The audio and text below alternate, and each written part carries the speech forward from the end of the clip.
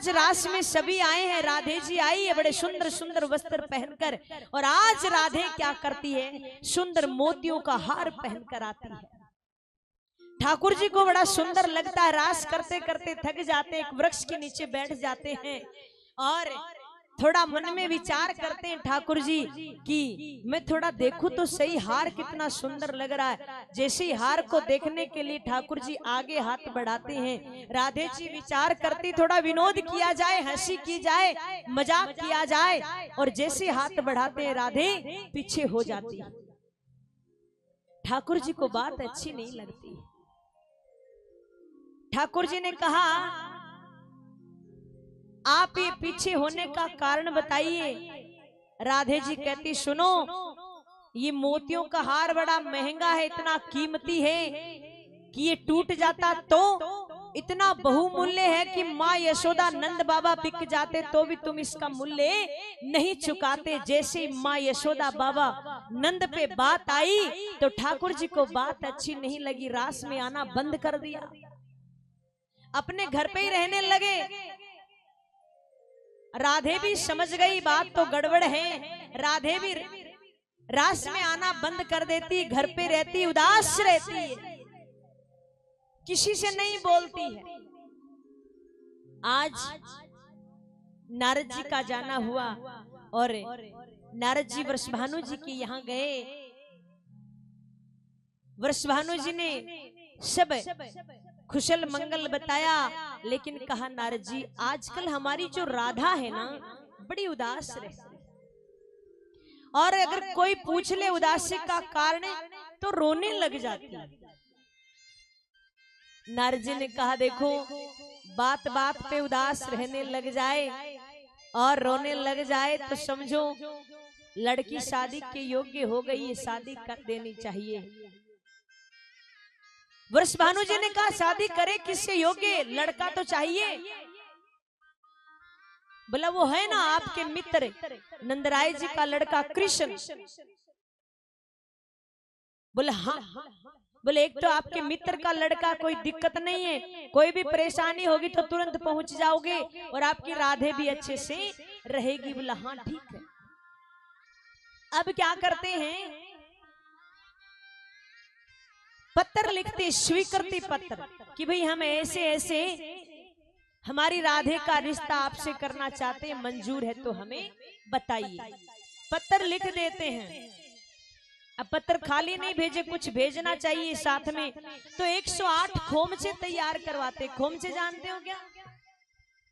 पहले चलते थे कपड़े के बने हुए, जैसे आजकल ये टोकरियां चलती है ना शादियों में गिफ्ट करते हुए, ऐसी 108 खोमचे तैयार करवाए और सभी में कुछ न कुछ भरा, वस्त्र, आभूषण, मिठाइयां। एक खोमचा खाली रह गया। बोला इसमें क्या भरे? बोला इसमें मोती भर दो।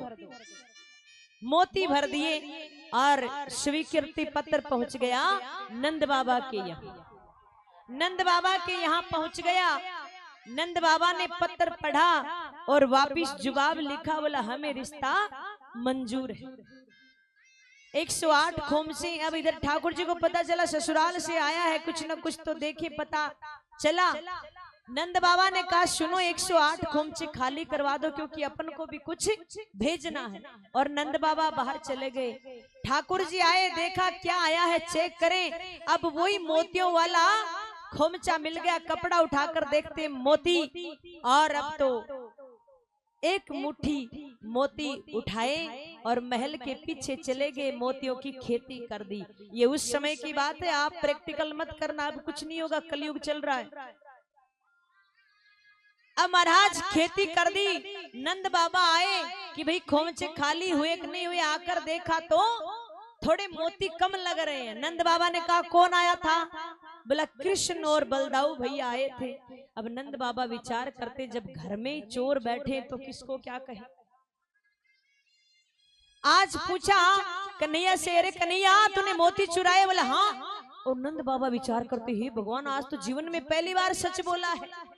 बाकी तो कोई भी काम हो पूछते तो बोलता मैंने नहीं किया, मना कर देता है। आज पहली बार हाँ भरी। बोले क्या किया? बाबा को पीछे ले जाते हैं। बोला देखिए अब महाराज मोती इस प्रकार से लगे हुए जैसे अंगूर के गुच्छे लगते हैं, ऐसे मोती लगे हुए हैं। ठाकुर जी ने कहा सुनो, 108 खोमचे मोतियों के ही भरकर भेजने। पत्र पहुंचा वापिस वर्ष भानु जी के यहाँ, खोमचे पहुंचे। राधा जी देखती, देखो तो सही क्या आया है। अब पहले से कपड़ा उठाती मोती, दूसरे से उठाती मोती, तीसरे से उठाती मोती। अब तो राधा रोने लग जाती है, बोले मुझे दिखाने के लिए मोती भेजे कि हमारे यहाँ भी मोतियों की कमी नहीं है। अब तो राधे जी खाना पीना सब छोड़ देती। अब क्या करे, वर्ष भानु जी ने कहलाया कि भाई कोई भी ऐसा हो जो हमारी राधे के चेहरे पर मुस्कुराहट लेकर आए तो उसको उचित इनाम दिया जाएगा। अब ये बात ठाकुर जी तक पहुंचती। अब देखिए, प्रेमी जो होते हैं नाराज हो जाते हैं, लेकिन जब बात पहुंच जाती है कि भोजन ही छोड़ दिया है तो अब कैसे जाएं। ठाकुर जी सोचते हैं अगर ऐसे चला गया तो बलदाऊ भैया बोलेंगे अच्छा हो गया, जो रुको गुलाम, अभी बात रिश्ते की हुई नहीं, पहुंच गया मनाने, क्या करूं क्या करूं। इतने में यशोदा मैया दिखती है, और जैसे ही यशोदा मैया दिखती है, मैया को देखकर एक लहंगा उठाते हैं, चुनरी उठाते हैं, काफी सी चूड़ियां लेते हैं और पहुंच जाते हैं बरसाना। बरसाना पहुंचकर गलियों में आवाज लगा रहे हैं, भेष बदल कर। क्या आवाज लगा रहे हैं? चूड़ी ले लो चूड़ी।